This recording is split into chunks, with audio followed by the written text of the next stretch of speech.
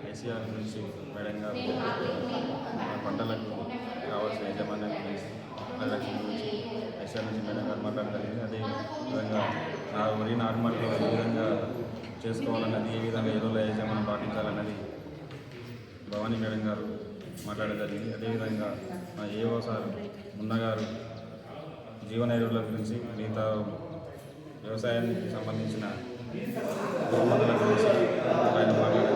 అదేవిధంగా కృష్ణయ్య సార్ హార్టికల్చర్లో భాగంగా వచ్చే సబ్సిడీల గురించి, తోటల యాజమాన్యం, తోటలకు మాడి తోటలు కానీ, పండ్ల తోటలు కానీ, ఇంకు కానీ, ఇంకా వేరే సబ్సిడీల గురించి అవగాహన చేయడం జరిగింది.